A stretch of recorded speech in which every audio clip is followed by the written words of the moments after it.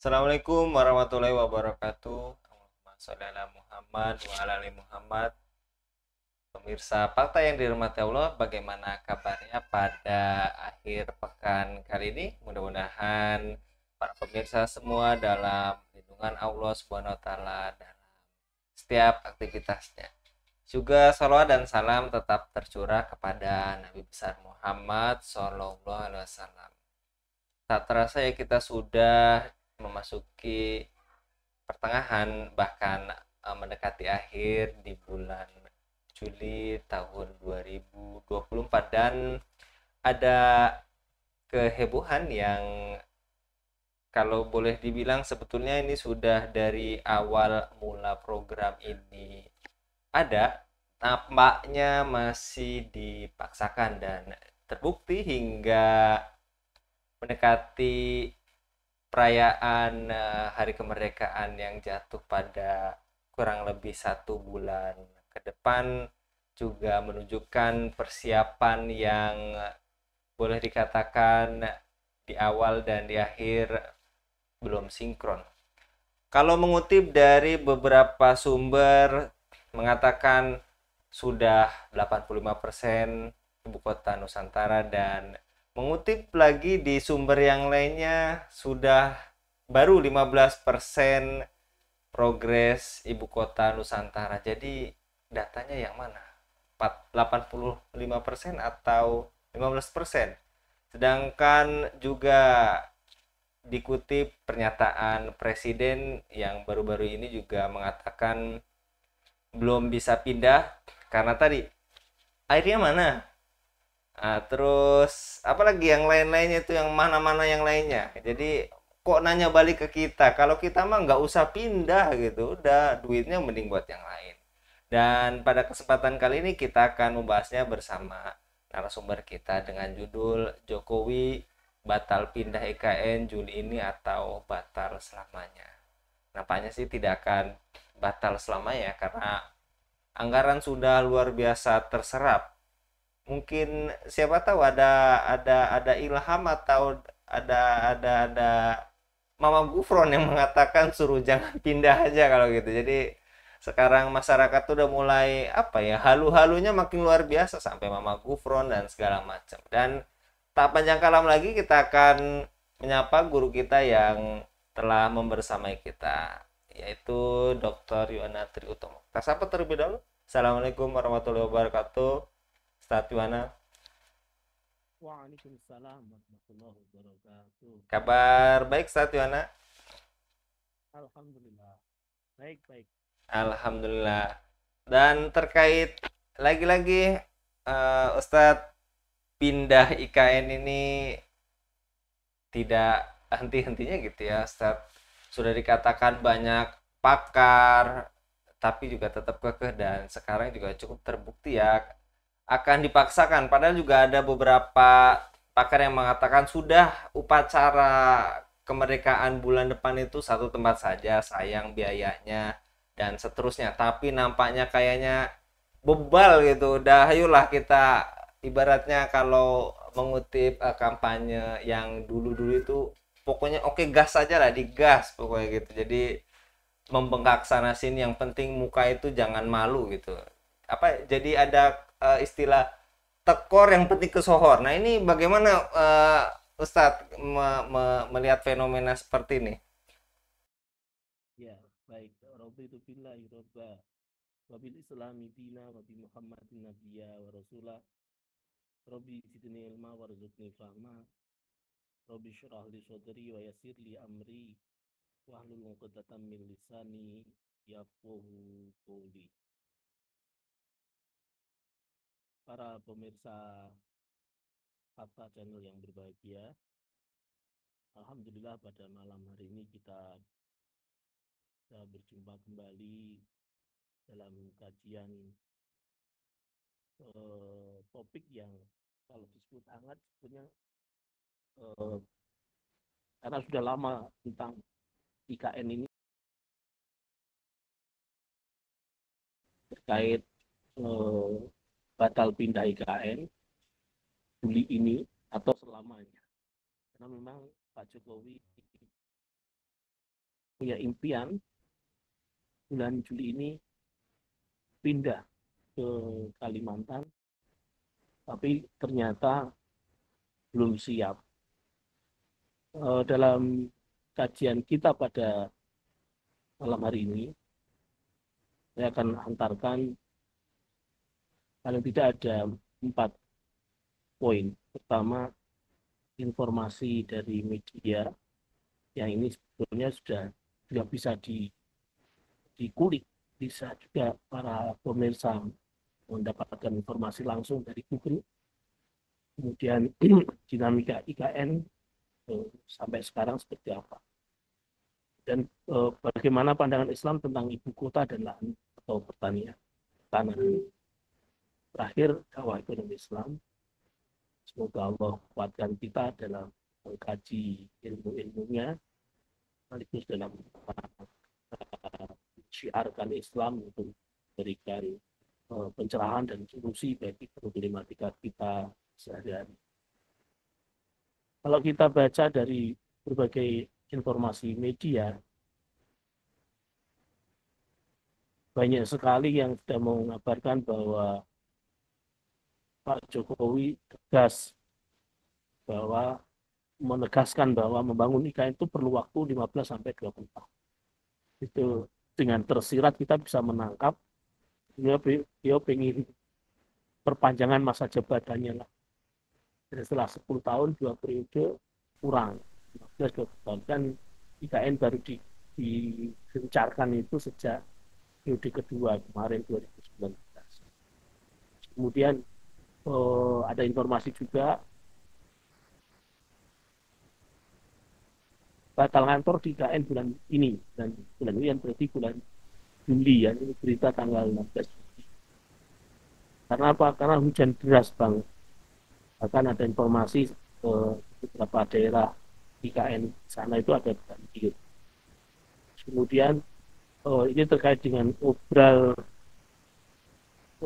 HGU IKN hampir 2 abad. Jokowi kita inginkan OIKN, otoritas IKN, diberi kewenangan tarik investasi. Alasannya pembangunan IKN berhenti tidak jalan karena tidak ada investasinya, modalnya kurang, modal pembangunannya kurang. Makanya kemudian beberapa hari yang lalu, mungkin pekan kemarin, yaitu Pak Jokowi menandatangani Perpres nomor 75 terkait dengan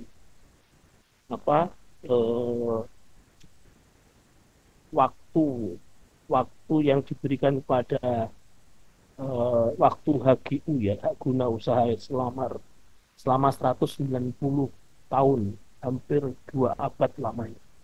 Itu kan kurang apa lagi itu, kurang lama apa lagi. Kemudian Jokowi mengungkap progres pembangunan IKN baru 15% pada 17 Agustus yang akan datang, dan sebulan yang akan datang. Kalau sekarang tanggal 18 Juli berarti sebulan yang akan datang itu baru 15%. Ini pun juga mengundang pertanyaan, yang betul 15% atau beberapa waktu yang lalu Pak Bahlil itu bilang 81%. Yang benar yang mana? Atau mungkin bangunan intinya saja yang sekitar istana presiden, istana wapres atau kementerian itu. Nah, ini bilang rahmatullahi alaikum, kalau kita bandingkan ya, tanggal 8 Mei 2024, Pak Bahlil bilang sudah 81%. Penampakannya begini itu, seperti di foto itu, di gambar media. Kemudian 16 Juli kemarin, 2 hari yang lalu, progres pembangunan IKN baru 15%. Jadi mundur jauh sekali. Artinya optimismenya itu menurun, tidak seperti di awal-awal itu digencarkan, harus pindah, harus upacara, macam-macam. Tapi optimismenya sekarang menurun, tidak segencar awal-awal. Indikasi tentu kegagalan pembangunan IKN ini ada di depan mata. Nah, Iwani Filah rahmatullahi alaikum, sebenarnya bagaimana sih dinamika IKN itu dari sekarang? Kalau kita baca sejarahnya, IKN ya, Ibu Kota Nusantara, Ibu Kota Negara atau Ibu Kota Nusantara itu awal mulanya itu memang digagas sejak masa Soekarno ya tahun 1957. Kenapa? Karena Jakarta sebagai ibu kota pada waktu itu bahkan sampai sekarang itu merupakan menurut opini yang ada pada masa itu merupakan ibu kota simbol kolonialisme Belanda. Jadi pusat bisnis Belanda yang kita tahu sebelum Jakarta itu kan ada ada namanya itu Jayakarta, terus eh, Batavia. Nama Batavia itu nama dari Belanda merupakan apa pusat perdagangan VOC, pusat perdagangan kolonialisme Belanda. Jadi Jakarta memang menjadi ikon kemajuan pembangunan khususnya ekonomi kapitalisme. Nah, pembangunan ekonomi kapitalisme itu memang identik dengan produksi dan terus menaikkan pertumbuhan sampai kemudian di Jakarta itu menumpuk menumpuk apa aset-aset, menumpuk produk. Jadi uang itu numpuk di Jakarta. Makanya kemudian sempat diusulkan pada waktu itu pindah, cuma tidak dideklarasikan pindahnya di mana. Karena itulah kemudian IKN ini keinginan untuk mewujudkan kesejahteraan, alasannya dengan pemerataan. Tapi apakah memang benar? Ya, kalau kita lihat dalam Islam memang pemerataan atau distribusi itu merupakan proses atau torikoh yang apa? Yang untuk mencapai cita-cita pembangunan. Bukan pindah ibu kota ya. Pindah ibu kota itu hanya usul saja, hanya cara saja, bukan metode. Sementara kalau ini seakan-akan menjadi metode, kalau kapitalisme itu seakan-akan menjadi metode. Kota yang kaya menjajah kota yang miskin, seakan-akan begitu. Nah, kalau distribusi di nomor dua kan, ini sebagaimana di kapitalisme, harta kaya yang numpuk di kapitalisme di Jakarta itu yang terjadi bukan perubahan. Ya. Kalau kemudian isu prioritasnya itu pembangunan IKN, untuk apa untuk pemerataan itu sebenarnya banyak pakar yang kemudian menjelaskan yang terjadi justru malah bukan pemerataan. Jadi prioritas IKN ini menurut saya tetap pada IKN-nya itu sendiri. Apakah harus dilanjutkan atau dihentikan? Sejak awal saya sudah konsisten itu tidak mengundang manfaat, justru malah madorot. Nah kalau dilanjutkan dan sepertinya akan nekat ya, meskipun kemudian aneh juga masa Pak Jokowi membangun IKN nanti setelah purna, setelah pensiun, setelah turun dari jabatannya sebagai kepala negara, kok dia malah tinggal di Solo ya, tinggal membangun rumah di Solo, itu kan aneh. Nah, makanya kemudian eh, mungkin sekarang bulan Juli, mungkin medio pergantian tahun ya, pergantian tahun atau akhir tahun kemarin 2023 itu pembangunan ikan kan seakan-akan digenjot cepat gitu, kecepatan tinggi digas begitu. Nah sekarang itu sepertinya sudah mulai kelelahan, sehingga kecepatannya biasa-biasa saja, apalagi mengingat kondisi perekonomian masyarakat yang secara umum sedang banyak mengalami kesulitan. Belum kita juga dituntut untuk melunasi hutang, dituntut untuk melunasi hutang yang sudah nunggu tahun 2025 harus ditunaikan. Nah, disitulah kemudian eh, kita harus berani menjawab dengan telaah kritis ya, bahwa pindah ibu kota dari Jakarta ke KN di Kalimantan Timur ini sangat-sangat dipaksakan. Jadi eh, pemerataan pembangunan itu tidak menjadi alasan real. Harusnya pemerintah mau belajar ya, Ya, tapi begitulah ya, karena pembangunan kita ini apa berangkat dari falsafah kapitalisme, jadinya harus membongkar falsafahnya ini untuk bisa kemudian terbuka secara kasat mata begitu bahwa pembangunan IKN ini memang betul-betul yang ada justru malah madorot gitu. Nah, ini filah rahmatullahi alaikum, eh, bahkan sampai mengundang investor ya. Kalau informasi akhir tahun kemarin itu investor asing ya, ratusan investor asing berminat investasi di KN paling banyak dari Singapura. Jadi ini faktanya seperti apa? Apakah hanya hanya opini saja? Kalau menurut saya ini sepertinya hanya opini saja ya, karena ada berita yang kemudian masih kurang katanya, pada lari, bahkan beberapa investor itu lari. Kemudian eh, ada berita juga Pak Jokowi bilang 300 investor asing sudah naikkan surat minat investasi di KN. Faktanya juga masih masih kurang terus. Kalau memang sudah ada, ya lanjut. Faktanya tidak ada. Jadi apa baik makan buah si malakama ini. Ditanya soal investasi asing, ini berita awal-awal, berita akhir-akhir tahun ya.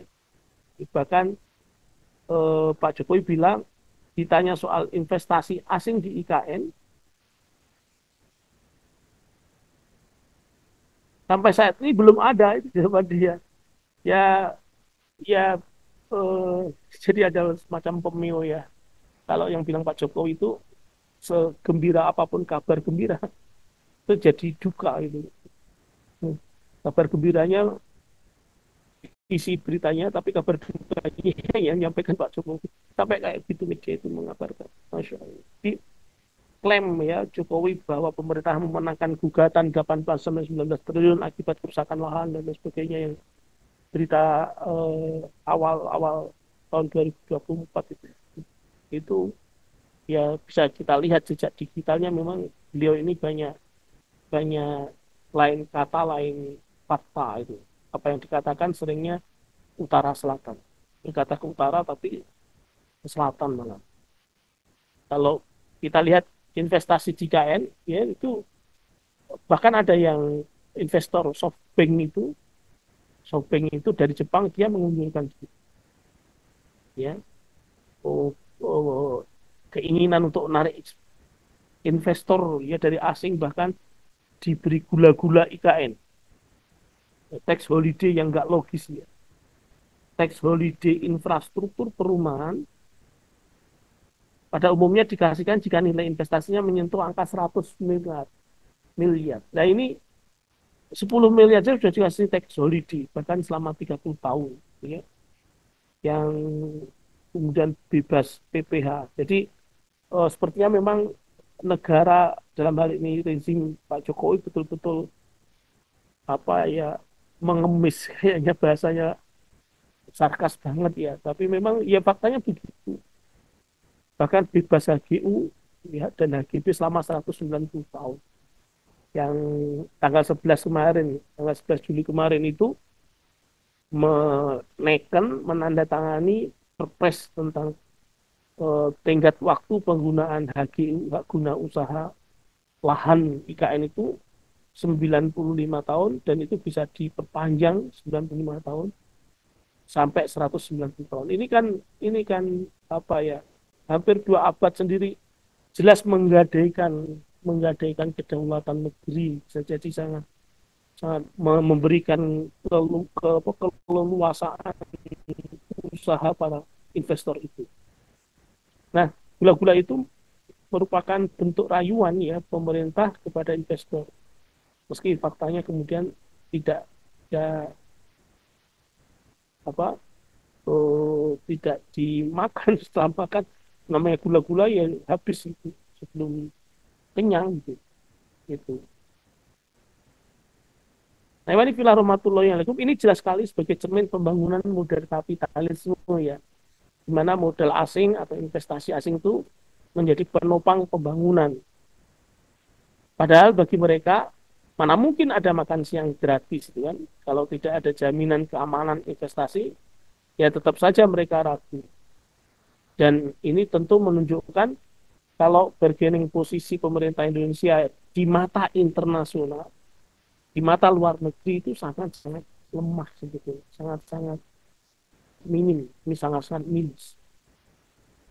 Contoh misalnya fakta investasi di Singapura yang di Indonesia seperti apa bisa diulik sendiri oleh para pemirsa dan fakta sekalian yang berbahagia dan dampak pembangunan ya, itu utang luar negeri Indonesia tetap terkendali dari mana terkendali itu ini utang eh, triwulan pertama tahun 2023 tahun lalu ini data lama data terbaru utang Indonesia itu sudah mendekati angka 8.000 triliun itu ini rekor investasi Singapura di RI tembus 10 US dollar US 10 miliar US dollar pada 2022. Ini data-data lama ya.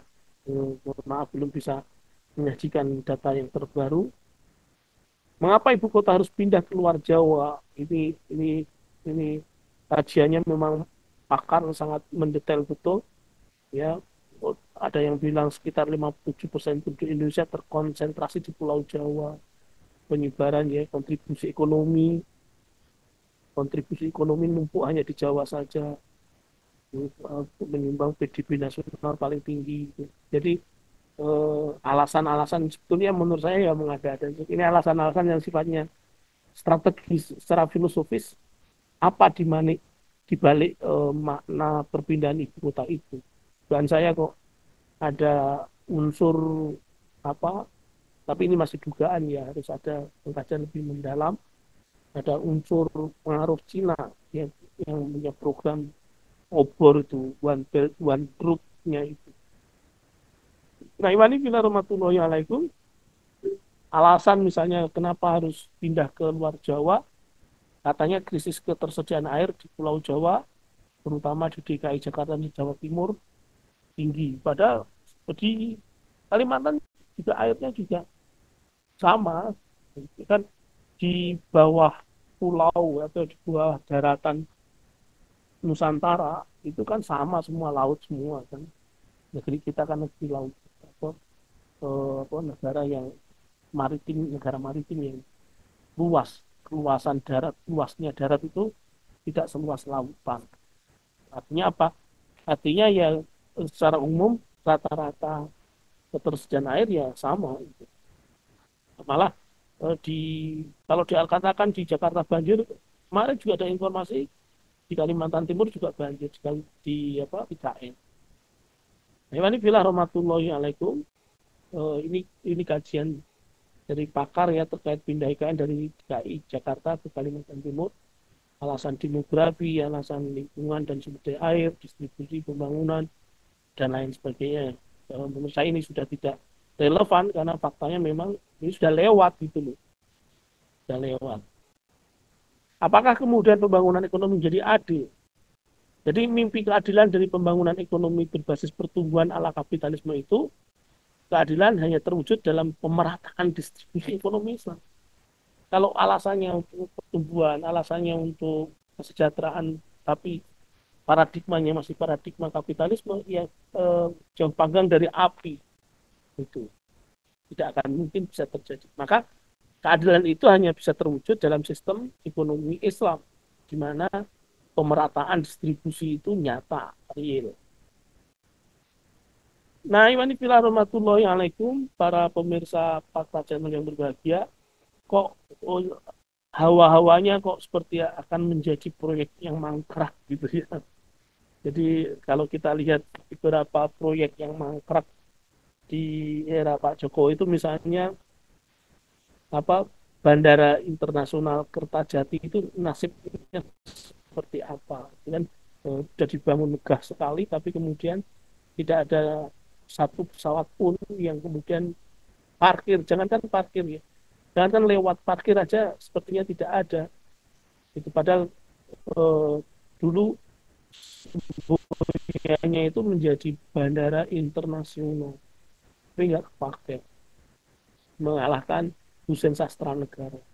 Terus kemudian juga proyek kereta api cepat itu sekarang bagaimana? Kemarin ada informasi yang ternyata apa bocor atapnya itu.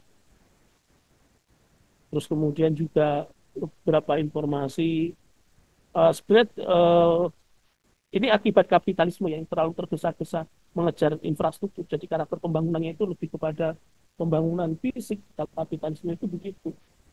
Termasuk era pemerintah sebelumnya, era pemerintah sebelum Pak Jokowi juga Wisma Atlet Hambalang itu juga mangkrak juga. Jadi banyak sekali mungkin juga kalau kita lihat ini bukan masalah rezimnya saja, tapi karena sistem sistem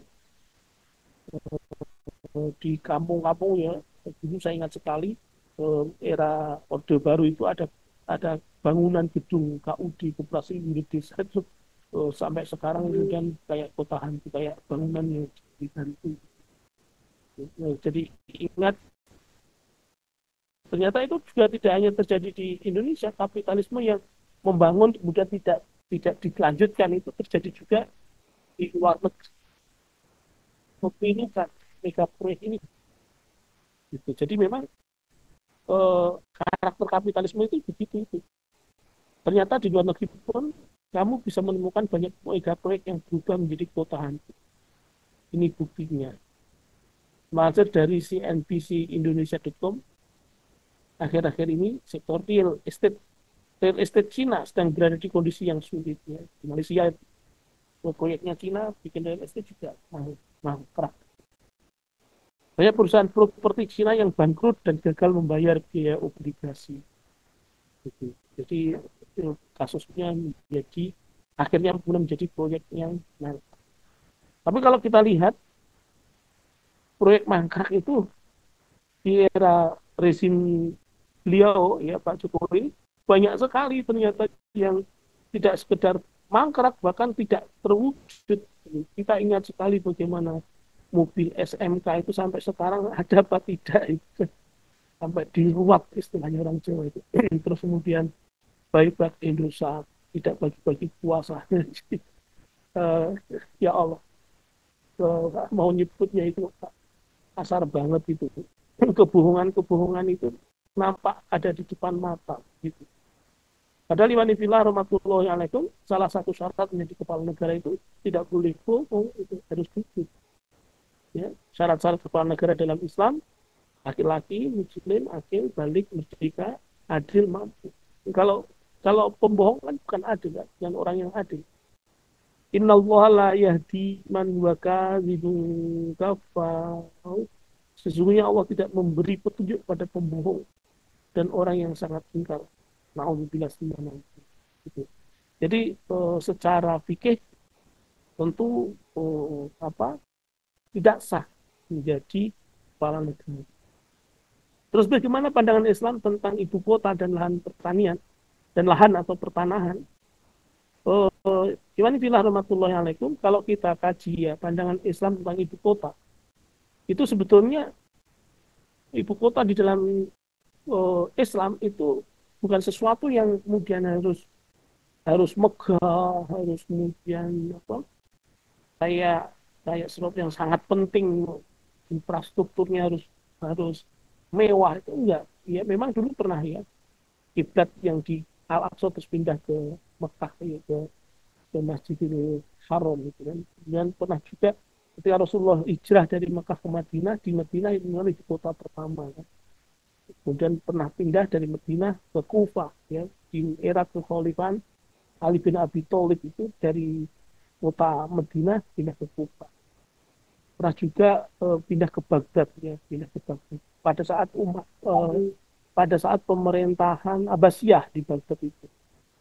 Abbasiyah. Tapi juga ketika di apa di Baghdad itu juga ada pemerintahan di Andalusia di Spanyol. Jadi seakan-akan ada dua matahari yang bersinar di peradaban Islam saat Abbasiyah.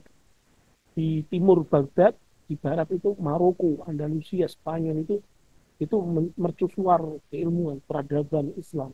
Betul-betul sangat sangat masyhur, cerita itu sangat sangat familiar di sejarawan, di dalam sejarawan. Nah, Iwan Fillah rahmatullahi alaikum, ini saya ambil gambarin dari screenshot ya di Google. Gambar itu ibu kota khilafah Andalusia. Jadi apa itu megahnya.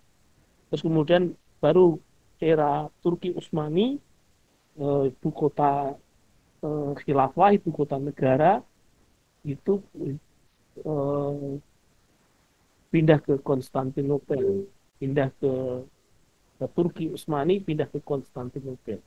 Artinya tidak menjadi perkara yang seperti kapitalisme, ibu kota kapitalisme ini yang sangat mengikut dan memerlukan waktu yang sangat lama harus membangun. Enggak. Bahkan ada riwayat kan Umar bin Khattab itu saking sederhananya beliau menemui tamu negara aja di bawah pohon kurma, tidak di istana yang megah itu, masya Allah gitu. Nah, ini filah rahmatullahi alaih, memang karakter pemerintahan Islam itu sederhana, sederhana, bukan mewah-mewah, kemudian menghambur-hamburkan harta. KN ini juga bisa jadi ya yang pindah ibu kota dari Jakarta ke Kalimantan Timur, kalau dipaksakan betul bisa jadi ini sangat menghambur-hamburkan harta, membuang-buang harta. Nah, adapun dalam pengelolaan lahan ya dalam Islam, karena IKN itu meniscayakan butuh lahan, butuh tanah, maka dalam Islam bagaimana kajian tentang pengelolaan lahan atau tanah itu? Paling tidak dalam catatan saya ada 5 poin ya. Pertama, lahan atau tanah itu termasuk harta kategori milik pribadi, al-milkiyah al-fardiyah. Jadi boleh setiap individu di sana boleh. Tapi kalau itu sudah dimiliki ya jangan diambil alih, jangan direbut, jangan dipaksa. Kenapa? Karena setiap individu itu pasti memiliki kebutuhan, pasti memiliki apa butuh untuk hunian, misalnya untuk tempat usaha, butuh untuk misalnya buat sawah, ladang dan sebagainya. Jadi setiap individu atau negara, baik muslim maupun kafir ya, ini berhak memiliki lahan ini. Baik lahan secara zatiahnya, secara fisik, secara yang diinjak itu maupun sekedar hak guna usaha itu sifatnya mubah memiliki. Kalau sudah dipunyai, sudah dimiliki ya yang lain tidak boleh kemudian memaksa untuk mengambil alih kepemilikan tanah yang sudah dimiliki, itu nggak boleh, itu namanya merampas. Itu eh, gosok aja nggak boleh apalagi merampas. Kemudian yang kedua, negara memiliki otoritas, wewenang atau solahiyah membagikan lahan kepada rakyatnya sehingga menjadi hak milik pribadi maupun sebatas haki. Jadi negara membagi-bagi harta itu bisa ya agar dipakai oleh masyarakat. Kalau nggak dipakai gimana? Nah kalau nggak dipakai atau diterlantarkan, maka negara ya setelah membagi tadi tidak kemudian dia tidak kemudian negara lepas tangan, itu enggak. Justru negara harus melakukan pengawasan. Apakah lahan itu digunakan atau diterlantarkan? Kalau diterlantarkan, maka negara wajib mengambil lahan selama 3 tahun berturut-turut. Kok tidak tidak dihidupkan, produktivitas tanahnya itu dibiarkan liar begitu, maka itu artinya tidak dikelola, sehingga tanah itu oleh negara bisa diambil alih untuk diberikan kepada orang lain yang membutuhkan. Dan sekarang ini banyak sekali orang yang membutuhkan lahan. Yang ketiga, Islam melarang menyewakan lahan pertanian, tanah pertanian. Jadi kenapa? Karena tanah pertanian itu tanah itu secara natural, secara fitrahnya, secara alami memang dia memiliki sedara yang tanpa diapa-apakan bisa tumbuh begitu saja. Nah, kalau menyewakan tanah pertanian, itu artinya menyewakan sesuatu yang produktivitasnya itu tidak ada peran usaha manusia. Ini makanya kemudian Rasulullah SAW melarang. Ada hadis. Nah, Rasulullah SAW anil mukhabarah. Kultu wa mal mukhabarah wala anta kudal ardo binisfin al sulusin al rubu. Jadi Rasulullah SAW melarang karena Rasulullah SAW melarang mukhabarah itu. Ya, iya, kalau dibiarkan saja tanah itu tumbuh akan tumbuh secara akan produksi secara dirinya sendiri itu akan memiliki karakter produktivitas yang mandiri gitu. Kok ini kemudian disewakan kan jadi manfaatnya itu tanpa ada iwat itu tanpa ada iwatnya itu apa eh, iwatnya itu apa payahnya itu jadi sia-sia gitu tidak tidak tidak tidak apa nanti muncul feodalisme muncul muncul kepemilikan tanah itu jadi apa dimiliki oleh tuan tanah sendiri dan ini kasus ini pernah terjadi di era-era eh, Prancis klasik ya Pak. Era Prancis klasik dulu jadi gara-gara tuan tanah yang memiliki tanah melampaui batas itu termasuk sekarang ini ya HGU yang kemudian disia-siakan tidak dikelola lahan sawit terus kemudian apa perkebunan sawit yang sangat luas sekali kemudian hanya dimiliki oleh segelintir orang ini kan jadinya kapitalis yang kaya semakin kaya kemudian kekayaannya bahkan sampai turunan itu kan itu ya, itu kan apa doror sebetulnya tidak adil makanya kemudian tidak boleh disewakan kalau nggak bisa ngelola sendiri ya sudah diserahkan pada siapa yang bisa mengelola. Kemudian yang keempat, kalau lahan itu mengandung bahan tambang misalnya atau mata air yang berlimpah, maka kemudian eh, karena ini dibutuhkan publik menjadi status kepemilikan umum. Al muslimuna syuraka fi salas, lima wal kalawan. Termasuk juga jalan umum apa jalan umum terus apa pantai yang kemudian dijadikan apa dijadikan perlintasan transportasi dan lain sebagainya itu jadi kepemilikan umum. Nah, yang terakhir, Islam memerintahkan negara untuk mencegah praktek feodalisme dan imperialisme oleh asing melalui jalan penguasaan lahan. Jadi HGU 190 tahun itu betul-betul dolim itu betul-betul apa dolimudul lama dolimnya dolim itu. Jadi itu memberi jalan kepada investor ya nanti kalau memang ada yang tertarik investornya kalau enggak ya semoga aja enggak ya sehingga kemudian betul-betul tidak jadi pindah itu harapannya memang apalah tatafakkarun hendaklah berpikir. Nah, imani fillah rahmatullahi alaikum ini investasi pembangunan dalam Islam. Kalau dalam Islam pembangunan itu tidak dari investasi apalagi utang dari luar negeri, tapi banyak pemanfaatan sumber daya alam yang menjadi kepemilikan umum. Itu terus kemudian ini eh, menuju Indonesia Maju. Saya kira sampai di sini. Jadi menurut saya ketika kita kembalikan kepada topik kita di awal tadi, apakah kemudian pindah IKN ini Juli ini atau selamanya? Jokowi mengatakan batal pindah IKN Juli ini. Ya, ya jangan hanya Juli ini. Agustus, September, Oktober, November itu batalkan saja, nggak usah pindah gitu. Nanti kalau kemudian dan sepertinya ada indikasi Pak Prabowo memang tidak ingin berkantor di Kalimantan Timur di IKN yang sekarang disiapkan oleh Pak Jokowi. Wallahu alam bisawab.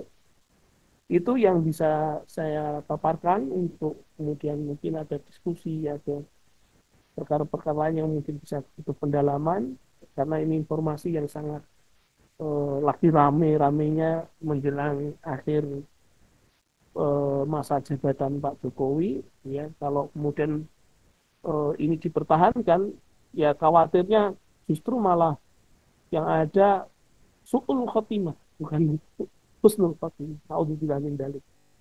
Terima kasih. Bila taufik wal hidayah wa ridho wal inayah. Assalamualaikum warahmatullahi wabarakatuh.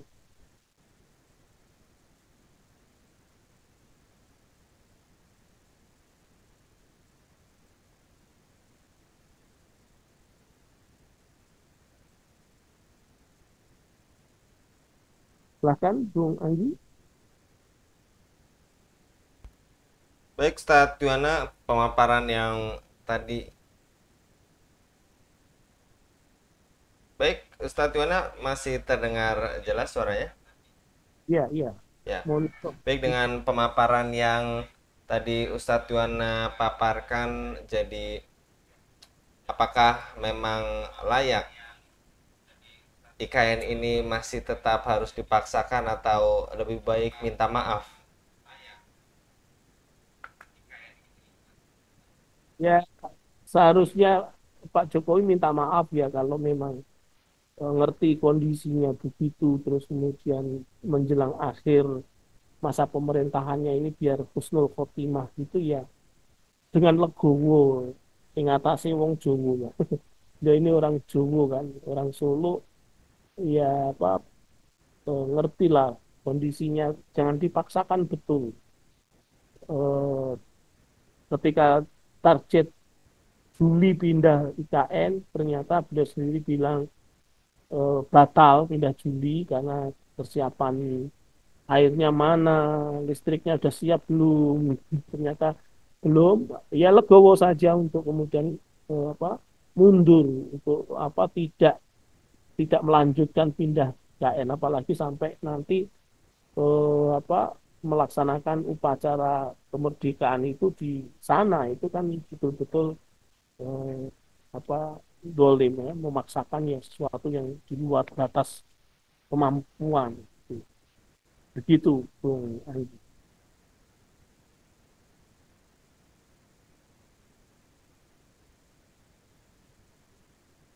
Ya tapi memang walau alam ya karakter beliau kan memang begitu ya. Sepertinya apa, banyak hal ini yang pendukung-pendukung beliau yang kemudian juga merasa kecewa ya. Kalau kalau kecewaan rakyat itu dibiarkan, itu mereka berdoa kepada Allah Subhanahu Wa Taala, wah ampuh ini doanya ini. Itu.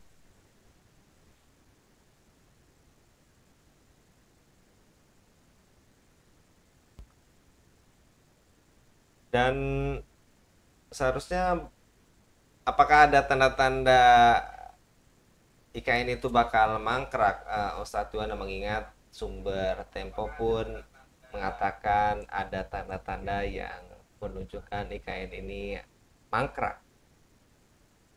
Iya, jelas sekali. Tadi sudah saya jelaskan, dan tidak hanya IKN ya, proyek Pak Jokowi yang mangkrak itu kan banyak sekali. Jadi tanda-tanda itu sudah ada di depan mata, dari track record beliau sejak sejak dari wali kota, kemudian gubernur Jakarta, menjadi presiden periode pertama, kemudian periode kedua. Itu kan eh, apa, tadi yang saya sampaikan di awal tadi, dan banyak media yang kemudian berita-berita itu jelas sekali masih terekam sampai sekarang, tidak bisa ditipu. Jadi bisa eh, apa, jejak-jejak di internet itu masih banyak sekali yang menunjukkan beliau itu apa, lain kata lain fakta itu, yang ekonomi kita meroket itu kan viral banget itu. Jadi eh, sudah sudah tampak kasat mata begitu. Jadi proyek misalnya, selain proyek IKN yang yang data-datanya itu seperti itu, masih Juli sampai sekarang juga belum belum apa, belum tuntas kan, masih kata Pak Bahlil itu masih berapa persen tadi itu, 15% itu kan masih jauh. Terus kemudian sebelum IKN ini juga proyek strategis nasional lainnya, misalnya eh, Bandara Kertajati itu yang bandara internasional itu mangkrak kan banyak sekali kan. Jadi eh, saya mau mengatakan Pak, kebohongan-kebohongan itu sudah terlalu banyak gitu loh.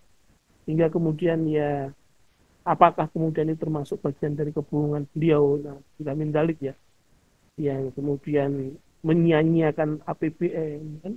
Dulu juga bilang kan pembangunan IKN tidak melibatkan APBN, malah sekarang butuh investasi menggunakan APBN juga gitu. Jadi tanda-tanda itu sudah sangat kelihatan, Bung Anggi, sudah di depan mata. Makanya kemudian nasihat saya, eh, masyarakat sudah bisa membaca bagaimana track record panjenengan Pak Presiden ya. Jadi betul atas nasihat apa sebagai seorang Muslim itu, oh, tolonglah, tolong dan dihentikan gitu, dihentikan agar tidak doror terus berlarut-larut ini, kita ini negeri yang kata nenek moyang kita itu baldatun thayyibatun apa lemah apa eh, Loh Jinawi subur makmur Ketara Harjo itu mbok ya dikembalikan kembali menjadi negara yang bisa baldatun thayyibatun arifin mukmin. Kita kan atas berkat rahmat Allah yang maha kuasa itu kan, ingat, ingat yang menciptakan kita ini adalah Allah Subhanahu wa taala, dan Allah memberikan aturan-aturan berupa syariat gitu. Jangan diteruskan ya, jangan diteruskan. Hentikan, hentikan ya, hentikan, jangan jadi pindah ke sana. Termasuk hentikan kapitalisme ini, diganti dengan sistem Islam yang betul-betul rahmatan lil alamin, sistem yang datangnya dari Allah. Begitu, Bung Anggi. Wallahu alam bisawab. Baik, Ustadz Yuwana, sebelum menutup diskusi kita pada kesempatan kali ini, kiranya terakhir Ustadz Yuwana, bagaimana seharusnya dalam Islam terkait pengelolaan lahan maupun ibu kota negara ini, karena juga terakhir tadi Bung Yuwana sampaikan adanya juga apa gula-gula yang ditawarkan sebagai pemanis untuk menarik calon investor, seperti tadi juga yang disampaikan Ustadz Wana, sampai mengobral itu hampir 2 abad ya terkait hak guna usaha. Bagaimana seharusnya dalam Islam terkait perihal ini, Ustadz? Ya, Mas Anggi, tadi sudah saya jelaskan juga 5 catatan saya terkait dengan pandangan Islam ya, terkait dengan pengelolaan lahan atau pengelolaan tanah. Pertama, bahwa tanah itu merupakan kepemilikan individu, sehingga siapapun individu, baik muslim maupun non-muslim, dia diizinkan oleh Islam untuk memiliki lahan. Kenapa? Karena setiap individu pasti memiliki kebutuhan, pasti memiliki keinginan untuk hunian, untuk tempat tinggal, untuk sawah, ladang, ladang, tempat usaha dan lain sebagainya. Maka Islam mengizinkan setiap individu tadi, baik muslim maupun kafir, dia punya tanah, punya lahan tadi.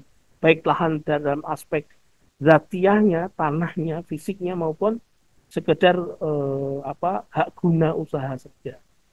Kemudian yang kedua, peran negara nih. Negara dia memiliki otoritas ya, wewenang atau solahiyah untuk membagikan lahan tadi, mendistribusikan, menjadikan lahan tadi, kepemilikan lahan tadi bisa merata ya. Jangan sampai ada satu individu pun yang kemudian tidak punya rumah gara-gara tidak punya tanah, itu jangan sampai. Meskipun hanya sebatas HGU ya. Itu setelah kemudian negara mendistribusikan tanah itu, tidak boleh kemudian negara lepas tangan, udah dibiarkan saja, enggak. Negara harus mengawasi apakah tanah itu dikelola oleh individu tadi, dimanfaatkan atau dibiarkan. Kalau dibiarkan, maka selama 3 tahun berturut-turut kalau tanah itu dibiarkan, maka harus diambil alih kepemilikan tanah itu, diserahkan pada warga negara yang lain yang membutuhkan. Karena apa? Karena eh, banyak warga negara yang lain yang juga membutuhkan tanah yang sama untuk perumahan, untuk lahan usaha dan lain sebagainya. Itu. Kemudian yang ketiga, larangan untuk menyewakan tanah pertanian. Yang keempat, kalau lahan itu di dalamnya memiliki kandungan bahan tambang yang melimpah atau mata air yang melimpah yang menjadi kebutuhan publik, kebutuhan masyarakat pada umumnya, maka ini menjadi kepemilikan umum. Tidak lagi kepemilikan individu, tapi kepemilikan umum. Kenapa? Karena eh, masyarakat tidak akan bisa hidup tanpa barang tersebut.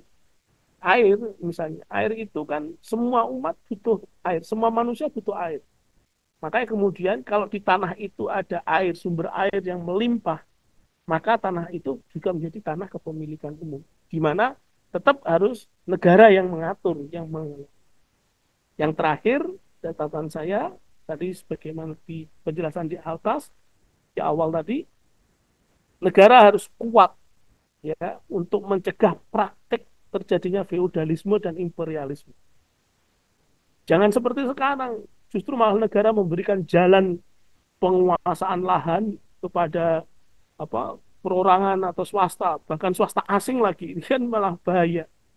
Harusnya nggak begitu. Harusnya negara itu kuat mencegah praktek feodalisme maupun imperialisme penguasaan lahan itu. Sehingga kemudian eh, rehat apa tenggat waktu 190 tahun itu nggak logis, itu justru malah doror itu bagi negara, doror bagi masyarakat, doror bagi negeri ini itu. Makanya kemudian batalkan loh, umat dan harus tahu bahwa ini harus ditolak. Kepres tahun 2024, Kepres nomor 75 tahun 2024 itu harus ditolak. Ini doror, ini bisa menjadikan kedaulatan negeri kita ini nanti tergadaikan, dikuasai oleh korporat asing, oleh oligarki itu. Dan ini bertentangan dengan firman Allah Subhanahu wa taala, wala yaj'alallahu lil kafirina 'alal mu'minina sabila. Jelas sekali Pres ini memberi peluang kepada orang-orang kafir, ya, kepada swasta-swasta asing untuk sebagai jalan pada mereka untuk menguasai kaum muslimin, untuk mendominasi, untuk menghegemoni, untuk ya menjajah itu tadi. Begitu, Bung Anggi. Allah alam bisawab. Baik, jazakallah Bung Ustadz Yuwana untuk paparannya terkait lagi-lagi kenapa mesti kita tolak perihal tadi proyek ambisius IKN ini, karena tadi juga Ustadz Yuwana sampaikan lain lain kata lain fakta, dan mudah-mudahan Ustadz Yuwana senantiasa dilindungi oleh Allah Subhanahu wa taala dalam setiap aktivitasnya, dan juga kita sebagai pemirsa fakta yang dirahmati Allah, mudah-mudahan kita juga selalu istiqomah dalam kebaikan. Jazakallah sekali lagi Ustadz Yuwana, mudah-mudahan di pertemuan berikutnya maupun di diskusi yang berikutnya di Fakta Channel berikutnya kita masih dalam keadaan sehat walafiat dan diberikan kemudahan oleh Allah. Demikian pemirsa fakta yang dirahmati Allah, jangan lupa untuk subscribe, share, dan like setiap diskusi yang diselenggarakan oleh channel kesayangan kita, dan juga tinggalkan pesan semangat maupun kalimat-kalimat yang memberikan motivasi kepada kita semua untuk senantiasa istiqomah dalam syariatnya. Kita tutup diskusi kali ini dengan doa kafaratul majlis. Subhanaka Allahumma wa bihamdika asyhadu an la ilaha illa anta astaghfiruka wa atubu ilaik. Assalamualaikum warahmatullahi wabarakatuh.